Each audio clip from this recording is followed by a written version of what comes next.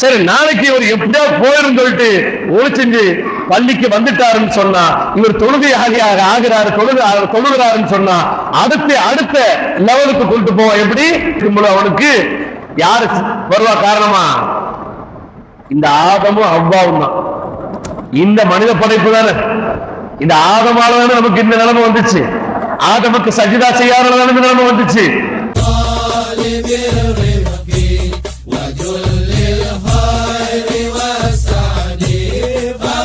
அஸ்ஸலாமு அலைக்கும் வரஹ்மத்துல்லாஹி வபரகாத்துஹு. அஊது பில்லாஹி மினஷ் ஷைத்தானிர் ரஜீம். பிஸ்மில்லாஹிர் ரஹ்மானிர் ரஹீம். அல்ஹம்துலில்லாஹி ரப்பில் ஆலமீன். நஹ்மதுஹு வ நஸ்தஈனுஹு வ நஸ்தக்ஃபிருஹு வ நு'மினு பிஹி வ நத்தவக்கலு அலைஹி வ நஊது பில்லாஹி மின் ஷுரூரி அன்ஃபுஸினா வ மின் ஸய்யிஆத்தி அஅமாலினா. من يهده الله فلا مضل له ومن يضلل فلا هادي له واشهد ان لا اله الا الله وحده لا شريك له واشهد ان سيدنا ونبينا مولانا محمد عبده ورسوله ارسله بالحق بشيرا ونذيرا بين يدي الساعه من يطع الله ورسوله فقد فاز فوزا عظيما. إن الله وملائكته يصلون على النبي يا أيها الذين آمنوا صلوا عليه وسلموا تسليما. اللهم صل على سيدنا محمد وعلى آل سيدنا محمد وبارك وسلم عليه. سبحانك لا علم لنا إلا ما علمتنا إنك أنت العليم الحكيم. رب اشرح لي صدري ويسر لي أمري واحلل عقدة من لساني يفقهوا قولي. وقال الله تعالى في القرآن المجيد بسم الله الرحمن الرحيم إن الشيطان عدو واتخذوا عدوا. وقال النبي صلى الله عليه وسلم النساء حبائل الشيطان. صدق الله العلي العظيم وصدق رسوله النبي الكريم. أما بعد. புகழனைத்தும் அல்லாஹ்வுக்கு உரித்தாவதாக. அல்லாஹ்வுடைய பேரன்பும் பேரருளும் மூமின்களாகிய நம் அனைவரும் உயிருக்கு உயிரான உயிரும் மேலான உத்தம திருநபி கண்மணி காத்தமுன் நபி முத்து முஹம்மது முஸ்தபா ஸல்லல்லாஹு அலைஹி வஸல்லம் அவர்கள் மீதும் அவர்கள் குடும்பத்தார்கள் தோழர்கள் அவர்கள் பின்பற்றி வந்த தாபிஈன்கள் தபா தாபிஈன்கள் இறைநேச செல்வர்களான வழிமார்கள் நல்வார்கள் நாதாக்கள் இந்த அற்புதமான ஜும்ஆவுடைய மஜ்லிஸில் ஒன்று கூடியிருக்கக்கூடிய நம்மவர்கள் அனைவரின் மீதும் அல்லாஹ்வுடைய பேரன்பும் பேரருளும் என்றென்றும் நீடித்து நிலைத்திருக்கட்டுமாக. ஆமீன். ஆரம்பமாக நம் அனைவருக்கும் இறை அச்சத்தை கொண்டும் இஹ்லாஸ் என்ற உள்ள தூய்மையை கொண்டும் மௌத்திற்கு முன்பாக தௌபா என்ற ஒரு நல்ல நசீபை கொண்டு அல்லாஹ் நம் அனைவரையும் புரிந்து கொள்வானாக. அன்பிற்குரிய பெருமக்களே, அல்லாஹ்வின் நல்லடியார்களே, அல்லாஹ் ரப்பல் ஆலமீன் இந்த பிரபஞ்சத்தை படைத்து பிரபஞ்சத்தில் எண்ணற்ற படைப்புகளையும் படைத்து அந்த படைப்புகளிலே ஆக மிகச் சிறந்த உன்னத படைப்பாக மனித இனத்தையும் படைத்து அல்லாஹ் ரப்பல் ஆலமீன் நம்மிடத்தில் எதிர்பார்ப்பதெல்லாம் அவனுக்கு வணங்கி அவனிடமே உதவி தேடக்கூடிய அவனை மட்டுமே ஏற்றுக்கொள்ளக்கூடிய ஒரு தன்மையை அல்லாஹ் தஆலா எதிர்பார்க்கிறான். அவ்வளவுதான். ஏனென்று நம்முடைய படைத்தவருடைய நோக்கத்தை பற்றி அல்லாஹ் சொல்லும் பொழுது உங்களை மட்டுமல்ல மனித இனமே உங்களையும் இந்த ஜின் இனத்தையும் என்னை வணங்குவதற்காக மட்டுமே நான் படைத்திருக்கிறேன் என்ற ஒரு வரியை அல்லாஹ் தஆலா தன் திருமறையில் சொல்லி காட்டுகின்றான். அல்லாஹ்வை நினைப்பதிலே அது தங்களை வழக்கப்படுத்திக் கொண்டு விட்டது. செடி கொடிகள் எல்லாம் விக்கிரி செய்கிறது, கல் மணல் மட்டையெல்லாம் விக்கிரி செய்கிறது. எல்லா ஜீவராசிகளும் படைத்தவனை நினைத்து பார்க்கிறது. ஆனால் படைத்தவனுக்கு மாறு செய்யக்கூடிய ஒரு சூழல் இந்த மனித இனத்திற்கு மட்டும்தான் ஏற்பட்டிருக்கிறது. ஏன் இந்த மனித இனத்திற்கு இப்பேற்பட்ட ஒரு சூழல் ஏற்பட்டது? மனிதனுக்கு இப்பேற்பட்ட ஒரு ஏன் அல்லல் பட வேண்டிய ஒரு அவஸ்தைப்பட வேண்டிய ஒரு சூழல் எதனால் ஏற்பட்டது என்று பார்க்க போனால் வரலாற்றிலே அது முக்கிய நிகழ்வுகள் எல்லாம் நடந்திருக்கிறது.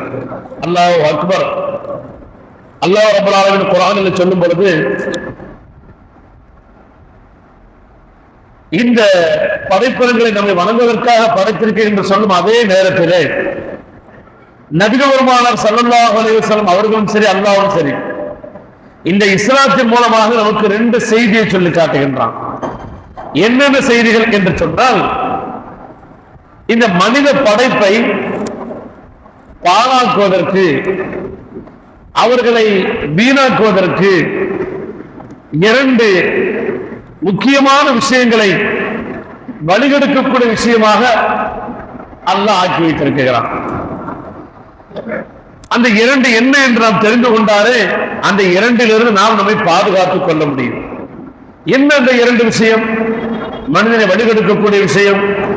அது நபியாக இருந்தாலும் சரி, சஹாபாக்களாக இருந்தாலும் சரி, வலியாக அவுலியாக்களாக இருந்தாலும் சரி, நம்மை போன்ற சாதா சீதா மனிதர்களாக இருந்தாலும் சரி, இந்த 2ஐ கொண்டு வழிகெடுப்பதற்கு எல்லா விதமான திட்டங்களும் சூழ்ச்சிகளும் ஏற்படுத்தப்படுகிறது.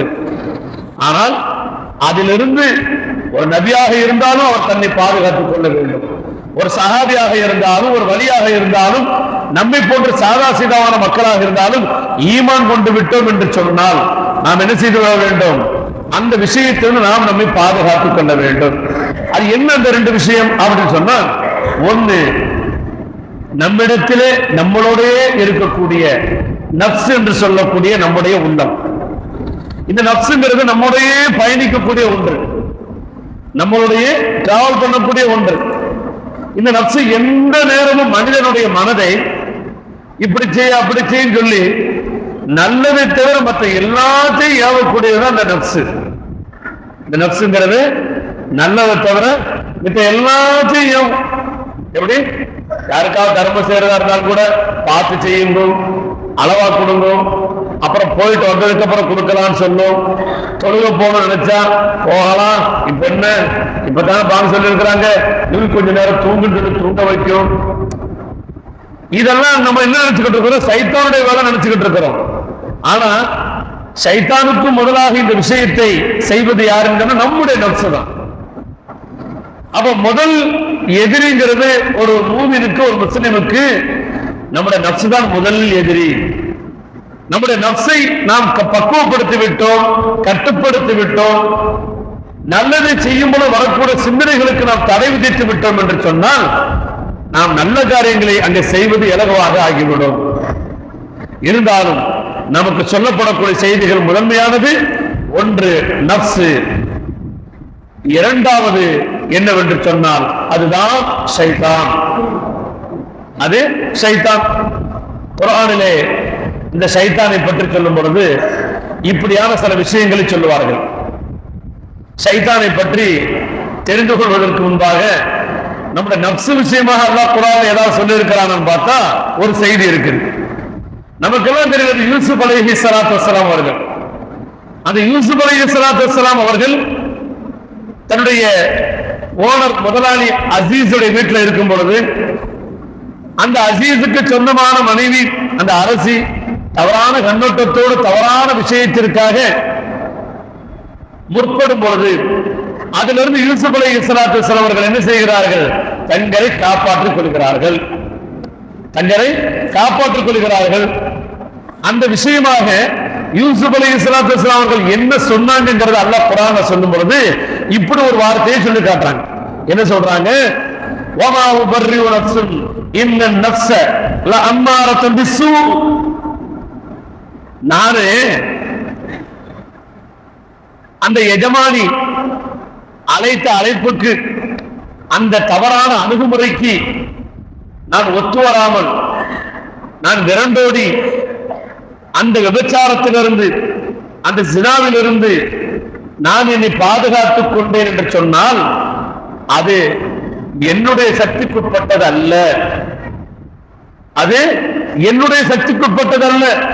நானாக அந்த பாவத்திலிருந்து குற்றத்திலிருந்து தவிர்ந்திரல. என்னை யார் அதிலிருந்து காப்பாத்தினா? அல்லாஹ் தான் காப்பாத்தினான். ஏன்னா இந்த நஃப்ஸ் இருக்குது, இந்த நஃப்ஸ் எப்பொழுதுமே பாவத்தை ஏவக்கூடிய ஒன்றாக இருக்கிறது. அல்லாஹு அக்பர். அல்லாஹ் ரப்பல் ஆலமீன் திருமறையில் இது விஷயமாக சொல்லும் பொழுது வமா உபர்ரிஉ நஃப்ஸி இன்ன நஃப்ஸ லஅம்மாரத்துன் பிஸ்ஸூ, நஃப்ஸ் இருக்குது, நஃப்ஸ் அது எப்படி தெரியுமா, அது உங்களுக்கு பாவத்தை செய்ய தூண்டிக்கிட்டே இருக்கும், எனி டைம் தூண்டிக்கிட்டே இருக்கும். அதனால நீங்க அந்த நஃப்ஸுடைய விஷயத்திலிருந்து ரொம்ப அலர்ட்டா இருங்க அப்படின்னு ஒரு நபியினுடைய நிகழ்வை, ஒரு சம்பவத்தை இங்கு உதாரணமாக காட்டி நஃப்ஸிடமிருந்து பாதுகாப்பு தேடினாலும் யார்கிட்ட தேடணும், அல்லாஹ்ட்ட தான் தேடணும், அல்லாஹ் நம்மளை காப்பாற்றணும்.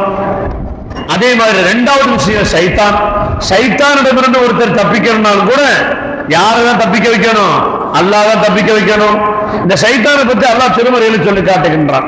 எப்படி விஷயத்தை சொல்றான், அதாவது நம்ம ஆரம்பத்தில் ஓதிய அந்த வசனத்தின் அடிப்படையில் இன்ன சைத்தான அதுவும், நிச்சயமா சைத்தான் இருக்கிறானே அவன் மிகப்பெரிய பயங்கரமான விரோதி,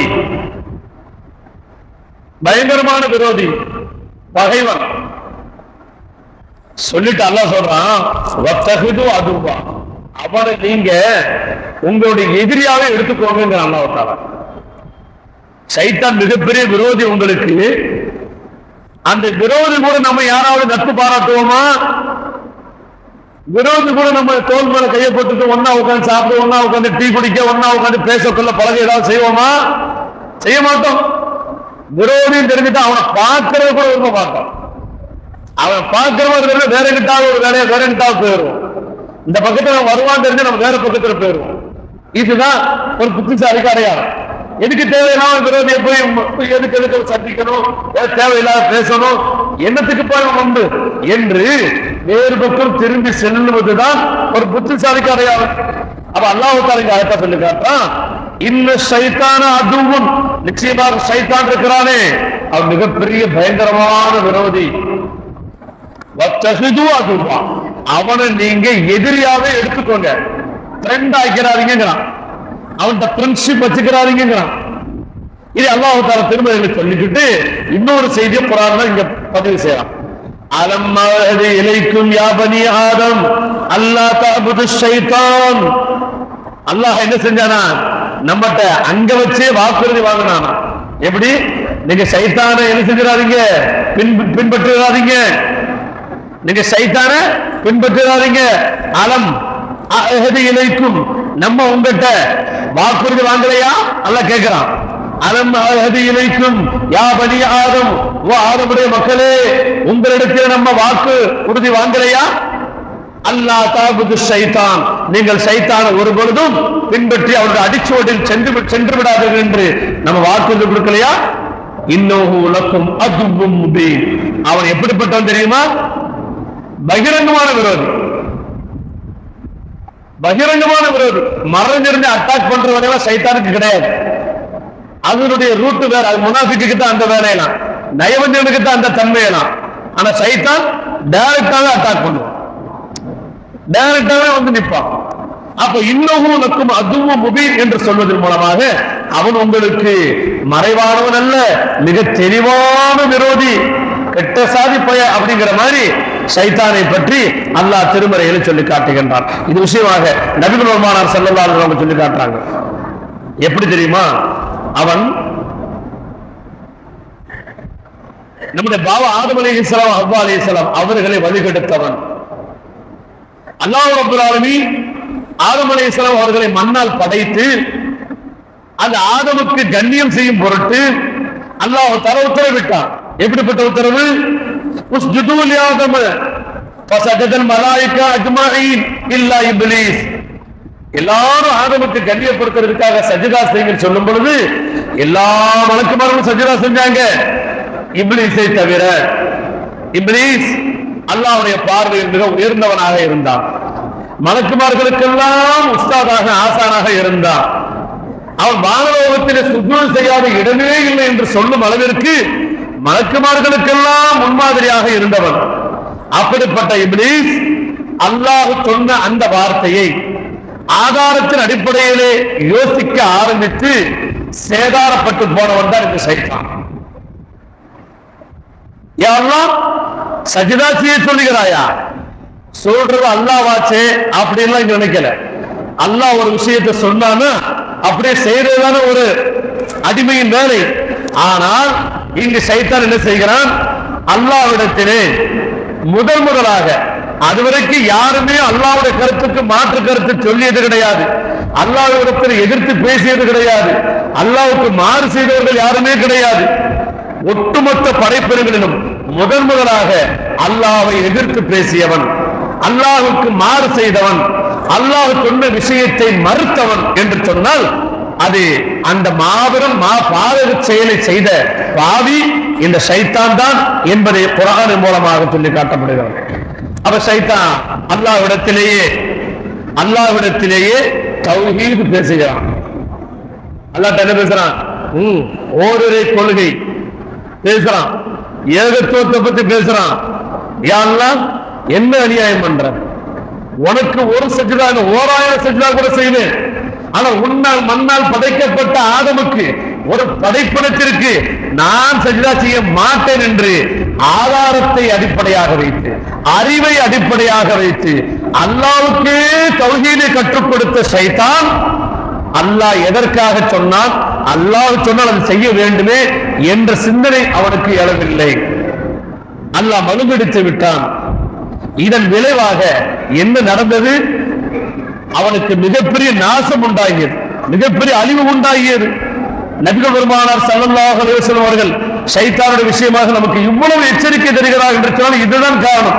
அல்லாஹ் சொல்லிட்டான், ஃபஸ்ரிஜ் மின்ஹா ஃபஇன்னக ரஜீமுன், இங்கிருந்து வெளியேறு, நீ சபிக்கப்பட்டவன். இன்ன அலைக லஅனதி இலா யௌமித்தீன், கியாமத் வரைக்கும் உனக்கு என்னதான் என்ன, நான் என்னோட சாபம் உனக்கு உண்டாயிருச்சு. ஏன்டே நீ எதிர்த்து பேசுறியா? என்னிடத்திலேயே நீ மறுத்து பேசுறியா? இப்படி அல்லாஹ் சபிச்சதுக்கு பிறகு கூட சும்மா இல்ல சைத்தான்.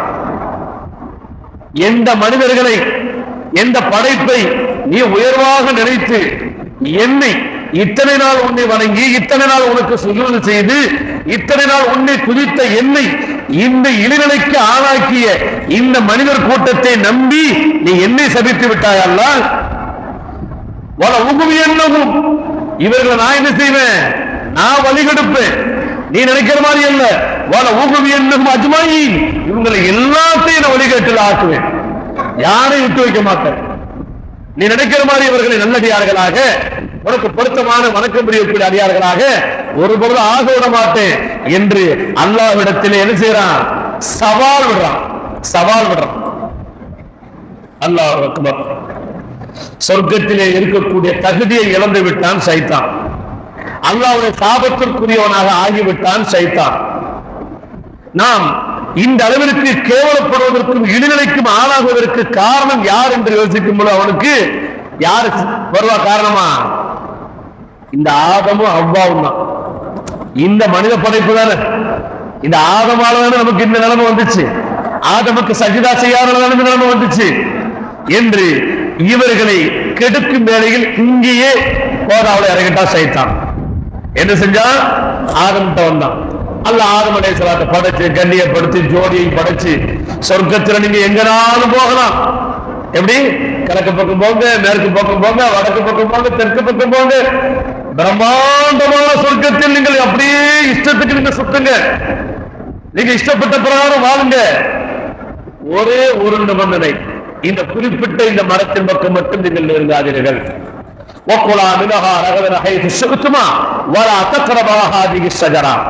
நீங்க விரும்பியவாறு என்ன செய்யுங்க, சொர்க்கத்தை அனுபவிங்க, என்ஜாய் பண்ணுங்க. ஆனா ஒரே ஒரு நிபந்தனை, இந்த குறிப்பிட்ட மரத்தின் பக்கம் மட்டும் நெருங்காதீர்கள் என்று அல்லாஹ்வுடைய கட்டளை. பாருங்க, சொர்க்கம் எவ்வளவு பிரம்மாண்டமானது. அந்த பிரம்மாண்டமான சொர்க்கத்துல ஒரே ஒரு மரம், அந்த மரம் எவ்வளவு இடத்துல இருக்க போகுது? ஒரு சின்ன ஒரு ஓரத்துல இருக்க போகுது, ஒரு பெரிய இடத்துல ஒரு புள்ளி வச்ச மாதிரி. அந்த இடத்து பக்கம் மட்டும் நெருங்காதீங்கன்னு அல்லாஹ்வுடைய உத்தரவு. ஆனால் எதை செய்யக்கூடாது என்று அல்லாஹ் தடை விதித்தானோ, ஷைத்தான் அதை செய்வதற்கு திட்டமிடுகின்றான். அதை செய்ய வச்சு எப்படியாவது ஆதமை கேவலப்படுத்த வேண்டும், இந்த மனித சமூகத்தை கேவலப்படுத்த வேண்டும். எனக்கு ஏற்பட்ட இந்த நிலை அவருக்கும் ஏற்பட வேண்டும். எனக்கு கிடைக்காத இந்த அல்லாஹ்வுடைய பொருத்தம், எனக்கு கிடைக்காத இந்த அல்லாஹ்வுடைய திருப்தி ஆதமுக்கும் அவருடைய சந்ததியினருக்கும் கிடைக்க கூடாது என்பதாக நினைத்து ஷைத்தான் என்ன செய்யறான்? சூழ்ச்சி செய்கிறான். ஒருவரை பாவம் செய்ய வைக்க வேண்டும் என்றால் என்ன செய்யணும்? அவருடைய ஆசையை தூண்டி விடணும். அப்படித்தானே? ஒருத்தரை ஏமாத்தணும் சொன்னா என்ன செய்யணும்? முதல்ல அவருடைய ஆசையை தூண்டி விடணும். இதுல கூட பணம் போடுங்க, மாசம் மாசம் கூட கிடைக்கும். எத்தனை பேர் விடுறோம், எத்தனை தடவை பார்க்கிறோம், பேப்பர்ல டிவியில கொடுத்து விட்டு உட்கார்ந்து இருக்கிறோம். அப்போ இங்க ஆதம் அலைஹிஸ்ஸலாம் அவர்களுக்கும் அவ்வா அலைஹிஸ்ஸலாம் அவர்களுக்கும் என்ன ஆசையை கொடுத்தான், எப்படிப்பட்ட சூழ்ச்சியை செய்தான் என்று சொன்னால் அதையும் திருமறையில் அல்லாஹ் தஆலா சொல்லி காட்டுகின்றான். என்னன்னு சொன்னா, நீங்க இந்த தடுத்த மரத்தின் பக்கம் நெருங்கக்கூடாது அல்லாஹ் சொன்னா இல்லையா? இந்த மரத்தில் இருக்கக்கூடிய கனியை நீங்க சாப்பிட்டீங்கன்னு சொன்னா அந்த கூனா மலக்கன், நீங்க ரெண்டு பேரும் என்ன ஆயிருவீங்க? மலக்காயிருவீங்க. இன்னும் தக்குனா காலிதை, நீங்க ரெண்டு பேரும் இங்கே நிரந்தரமா தங்கிருவீங்க. ஏன்னா முதல்ல கேட்டுக்கிட்டான், என்ன ஆதமே சொர்க்கம் எப்படி இருக்கு? சூப்பரா இருக்குப்பா அப்படின்னு வாங்கிட்டு அதுக்கப்புறம் விட்ட போடுறான். அல்ல அந்த மரத்து பக்கம் போக கூடாது இருப்பானே. ஆமா சொல்லிருக்கிறான், அந்த மரத்து பக்கம் போய் அந்த கனியை சாப்பிட்டா என்ன நடக்கும் தெரியுமா? நீங்க எல்லாம் மலக்காயிருவீங்க. எவ்வளவு பெரிய பாக்கியம் மலக்காகிறது. அது மட்டும் இல்ல, நீங்க சொர்க்கத்தில் நிரந்தரமாக என்ன செஞ்சிருவீங்க? தங்கிருவீங்க. இதை விட்டு நீங்க வெளியே போக முடியாது, வெளியே போக மாட்டீங்க அப்படின்னு ஆசை வார்த்தையை காட்டி அந்த கனியை, அந்த மரத்தை நெருங்க வச்ச கனியை சாப்பிட வச்சு, சாப்பிட்ட மறு நிமிடமே அவர்களுக்கென்று சொர்க்கத்தில் அணிவிக்கக்கூடிய ஒருவித ஆடை, அது நம்முடைய கண்களுக்கு புலப்படாவிட்டாலும் நகத்தை போன்ற ஒரு விதமான ஆடை, அந்த கனியை தடுத்த அந்த மரத்தை நெருங்கியதற்கு பிறகு, அந்த கனியை புசித்ததற்கு பிறகு அந்த உடம்பில் இருக்கக்கூடிய ஆடை அப்படியே தோல் உரிவதை போல உரிந்து விழுந்தது. அப்போதான் ரெண்டு பேருக்கும் தெரியுது. என்ன தெரியுது? நம்ம நிர்வாணமா இருக்கிறோம் தெரியுது. சைத்தான் தன்னுடைய நிலைக்கு பழி வாங்குவதற்காக ஆதம் அலைஹிஸ்ஸலாம் அவர்களை, ஹவ்வா அலைஹிஸ்ஸலாம் அவர்களை சொர்க்கத்திலேயே நிர்வாணப்படுத்தி கேவலப்படுத்தி சிரிக்கக்கூடிய ஒரு நிலைமைக்கு சந்தோஷப்பட்டவன் தான் இந்த சைத்தான். சொர்க்கத்திலேயே டிரெஸ் இல்லாம நேற்று நிக்க வச்சு ரசிச்சவன் தான் இந்த சைத்தான். அல்லாஹ் அல்லாஹ். சைத்தானை பத்தி நமக்கு நிறைய தெரிய வேண்டிய இருக்குது, நிறைய உற்சாகம் இருக்கணும் இல்லையா? அப்ப அந்த சைத்தானை பத்தி ஒரு அறிமுகம் தான் இன்றைய பயானே. அப்போ அப்படி ஆறு உடனே அந்த கனியை சாப்பிட்டதுக்கு பிறகு ஆடையும் ரிமூவ் ஆகி போச்சு. அங்க இருக்கக்கூடிய இலைதரைகளை வச்சு தம்முடைய உடலை மறைக்கிறாங்க. கொஞ்ச நேரத்தில் வயிறு கடமுடாங்குது, இயற்கை தேவை, அங்க மலம் தெளிக்க வேண்டிய ஒரு நிர்பந்தம் ஏற்படுது. ஒரு ஓரமா போய் உட்காடுறாங்க. உடனே அல்லாஹ்வுடைய அத்தரீர் வருது. என்ன வயிறு ஒரு மாதிரி இருக்கு, அதுக்கு வேற இடம் இருக்குது, அதுக்கு வேற இடம் இருக்குது அப்படின்னு சொல்லி நம்மளை அனுப்பி வச்சதான் இந்த துனியா. இப்ப சொல்லுங்க, இந்த துனியா எதுக்காக வந்தது? Rest room. நல்லா டீசெண்டா பேர் வச்சுட்டோம்ல, ரெஸ்ட் ரூம்னு. உள்ள போய் ரெஸ்ட் எடுத்துட்டு வர்ற மாதிரி கழிவறை தான் இந்த துனியா. கழிவறையாக ஆக்கப்பட்டதான் இந்த துனியா. அதற்காக வந்ததுதான் இந்த துனியாவுடைய வரவே. அல்லாஹ் அல்லாஹ் அல்லாஹ் அல்லாஹ். ஆனா இந்த துனியாவில் நாம் படைத்தவனை மறந்துவிட்டு சைத்தான் நம்முடைய உள்ளத்தை எப்படியெல்லாம் ஏவுகின்றாரோ அப்படியெல்லாம் மனமோன போக்கில் வாழ்ந்து கொண்டிருக்கின்றோமே. சைத்தானை பற்றி தெரிய வேண்டாமா? அவருடைய சூழ்ச்சிகளை உணர வேண்டாமா? சைத்தான் நல்லது செய்ய விட மாட்டான். அப்படியே மீறி செய்து விட்டால் என்ன செய்வான் தெரியுமா? அதுல என்ன செய்யணுமோ அதை செஞ்சிருவான். ஒருத்தர் தொழுவே வரமாட்டார். ஏங்க இன்னைக்கு ஜும்மாவுக்கு இவ்வளவு பேர் வந்திருக்கிறோம், இதே கூட்டம் வந்திருக்கிற இதே நபர்கள் ஏதாவது ஒரு பள்ளியில அசர் தொழுகைக்கு ஒன்று சேரணுமா வேண்டாமா? அப்ப எல்லா பள்ளிகளும் இதே கூட்டம் அசருக்கும் மகருக்கும் வரணுமா வேண்டாமா? ஆனா வருதா? வரல. இந்த வாரம் வந்தவரும் அடுத்த வாரம் தான் வருவாரு. அப்ப அவரை கிட்டத்தட்ட ஒரு வார தொழுகையை தொழுக விடாமல் என்ன செஞ்சிடறான்? சைத்தான் கெடுத்துடுறான். இடையில நம்ம கஸ்துடைய நாள்ல போய் நம்ம முஸ்லிமா இருக்கிறோம், களிமா சொன்ன மக்களா இருக்கிறோம், தொழுகணும் வைக்கணும்னு சொல்லி நம்ம சாத்திகள் போய் கொஞ்சம் ஞாபகப்படுத்துறோம்னு ஒரு பயம் வந்து தொழுகணும்டா அப்படின்னு நீயத்தை வச்சுட்டாரு வைங்க. அப்ப கொண்டு வந்து என்ன கொடுப்பான் தெரியுமா? தொழுகு வேண்டாங்க, உண்மைதான், நீ தொழுகணும் தான், நீ முஸ்லீம், நீ தொழுகணும், வேண்டாம் சொல்லல, நாளைக்கு போய் என்று தள்ளி போடுவான். சரி, நாளைக்கு இவர் எப்படியா போயிரும் சொல்லிட்டு ஒழிச்சு பள்ளிக்கு வந்துட்டாருன்னு சொன்னா, இவர் தொழுகையாக ஆகிறாரு, தொழுகிறாருன்னு சொன்னா அடுத்த லெவலுக்கு கொண்டு போவோம். எப்படி? பிறர் பார்ப்பதற்காக தொழுவதை போல ஆக்கிவிடுவான். அல்லாஹ்வுக்காக தொழுவதுங்கிற எண்ணத்தை எடுத்துட்டு அவங்க பார்க்கணும், இவங்க பார்க்கிறாங்க, அவங்க பார்க்கணுங்கிறதுக்காக, பிறர் பார்ப்பதற்காக தர்மம் செய்யவே மாட்டாரு. தர்மம் செஞ்சா குறைஞ்சு போயிடும் பயம் காட்டுவா சைத்தான். அதையும் தாண்டி ஒருத்தர் தர்மம் செய்ய ஆரம்பிச்சாருன்னு சொன்னா அதை பெருமையை கொண்டு அழித்து விடுவான். அந்த பெருமைக்காக இல்லாமல், பேருக்காக இல்லாமல், புகழுக்காக இல்லாமல், நான் அல்லாஹ்வுக்காக தர்மம் செய்கின்றேன், நான் அல்லாஹ்வுக்காக தொழுகிறேன் என்ற இடத்திற்கு ஒருவர் வருவது என்பது அவ்வளவு சாதாரணமான விஷயம் அல்ல. அவ்வளவு சீக்கிரம் விட்டுற மாட்டான் சைத்தான். அல்லாஹ் பாதுகாப்பானாக. அல்லாஹ் நம்முடைய அனைவருடைய அமல்களை பாதுகாப்பானாக. அன்பிற்குரிய சகோதரர்களே, அல்லாஹ் நல்லடியார்களே, எதுவரைக்கும் அவனுடைய முயற்சி விடமாட்டான் தெரியுமா? நம்ம மௌத்தா போற வரைக்கும் அவனுடைய முயற்சி விடமாட்டான். மௌத்தா போற நேரத்துல ரொம்ப சுறுசுறுப்பா இருப்பான், ரொம்ப ஆக்டிவா இருப்பான். அவனோட ஏகப்பட்ட சைத்தான சேர்த்துக்கிட்டு அவன் என்னென்ன பண்ணணும், ஏன்னா அதுதான ஃபைனல் ஸ்டேஜ்.